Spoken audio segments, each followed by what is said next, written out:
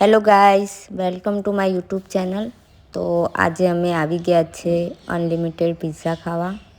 Because અમારા આ બેનબા છે ને એમને જબરજસ્તી આમ પરાણી ઘરેથી પરમિશન લઈને બોલાયા છે કે આવું જ પડશે. ધમકી આપી હતી કે આવું જ પડશે, બાકી હું બોલાવીશ નહીં એમ. તો પછી અમે લોકો ઘરેથી પરમિશન લઈને પિઝા ખાવા આવી ગયા, એન્ટર થઈ ગયા છે. અમે અનલિમિટેડ પિઝા ખાવા આવ્યા હતા. આ છે અંદરનો વ્યૂ છે, કેટલો મસ્ત છે, જોઈ લો. આમ સરસ લાગે છે. સર્વિસ બી મસ્ત જ હતી, બહુ મસ્ત છે. શું કેવું તમારું?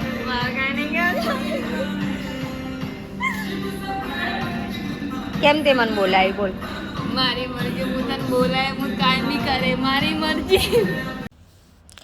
પછી અમે ફૂડનો ઓર્ડર આપી દીધો કે અનલિમિટેડ 3 જણા માટે.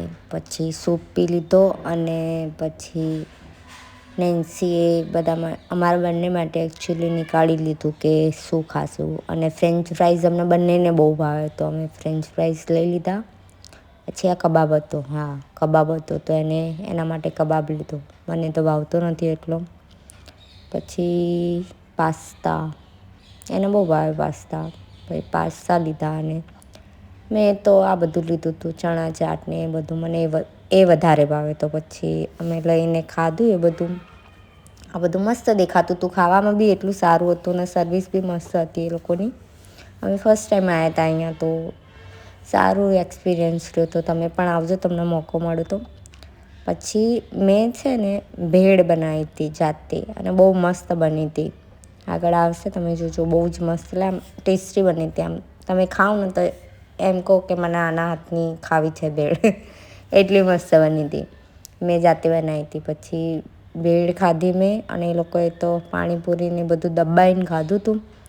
સાંજે ઘરે જઈને ખાલી સૂવાનું જ હતું એ લોકોને.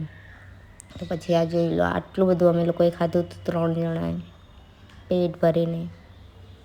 આ જો ભૂખડ, 1 નંબરની ભૂખડ છે. પછી પાણીપુરીમાં તો બેનબાઈ પહેલી લીધી ને, એમાં તો મોઢું પણ નહોતું ખુલ્લું. આ બીજી છે, એમાં ટ્રાય કર્યું કે મોઢામાં જાય. પહેલાંમાં તો મોઢાની અંદર જ જતી નથી. પિઝા તો અમે એટલે ખાધા નહોતા, કારણ કે અમે બીજું બધું જેટલું બધું ખાઈ લીધું હતું. પછી આઈસ્ક્રીમ ખાધી, રિવ્યૂ આપ્યા અને ઘરે આવી ગયા. બાય બાય, મળીએ નેક્સ્ટ બ્લોગમાં.